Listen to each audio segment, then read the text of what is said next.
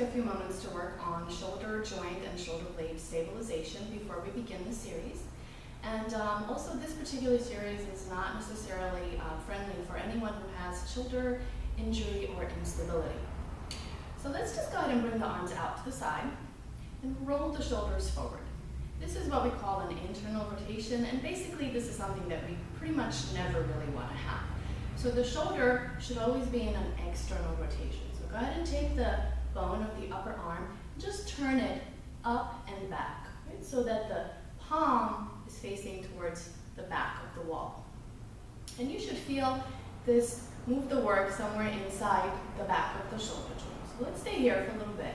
So this is what we call an external rotation, and pretty much any pose that works the arms should have this kind of external rotation in the shoulder joint.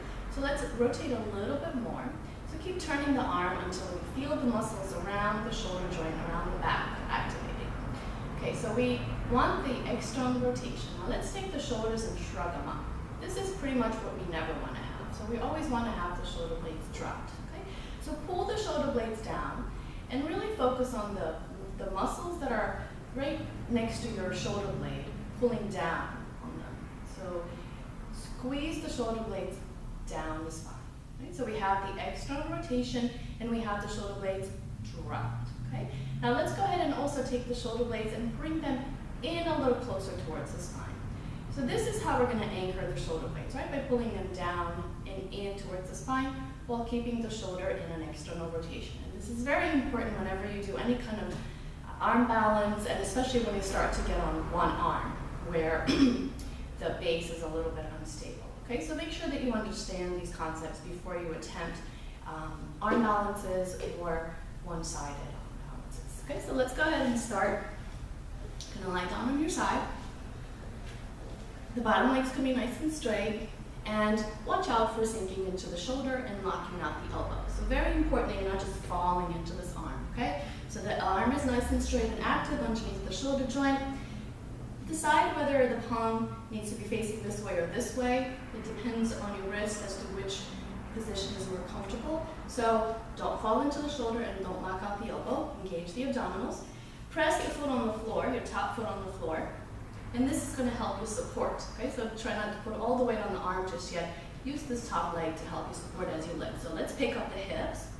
Just kind of lift them up nice and high, okay? So watch for the sinking in the shoulders. Let's lift, lift, lift, lift, lift. Right? So very active in the arm and very active in the lats, the back muscles we were talking about before. Let's lift the arm up. Keep breathing. And you should not be getting any kind of sharp pains in the shoulder joint. Now, if this feels comfortable, you can go ahead and stack the legs. Keep breathing. Again, watch for the sinking of the hips or into the shoulder joint. Now, if this feels pretty good, you press the foot into the floor a little bit more, then take this top foot and place it on the knee, right above the knee, I should say. Keep the arm up for now, and lift a little bit more. Then let's take this knee up and the foot up. Hold on to the big toe. Stay here for a little bit. And then, if you can, extend.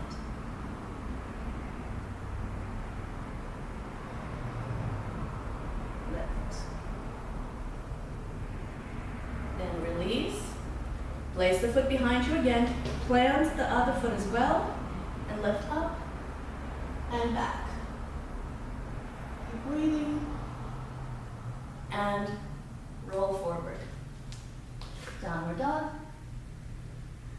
And let's do the other side. So you may find that one side works a little better than the other. Generally, people have a side that's stronger. So again, fingertips point forward or out, and try to have the arm right underneath the shoulder joint. Avoid sinking into any of the joints of the arm or the shoulder and into the hips. So take the top leg, extend it, engage your abdominals, press into the top leg, and let's lift. So watch for the elbow. Make sure not just locking it out. And please make sure that you're stable and you're not shaky in the arm before you begin to lift. So if this feels good, go ahead and stack the feet. Keep breathing. And then if this feels good, plant the foot a little bit better. And take the top foot, place it right above the knee. Pick up your hips a little more if you can. Okay, so a lot of back work. Then pick up the knee. Hold. And then if you can, extend. So here's those loose hamstrings we were talking about before. Release. Plant the foot and lift. Keep your breath moving. Roll forward. Downward dog.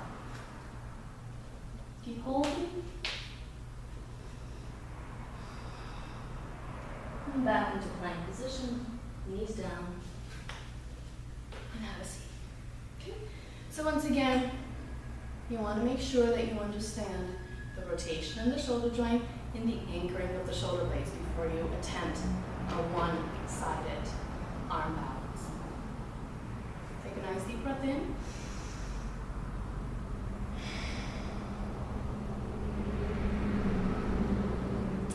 See you next time.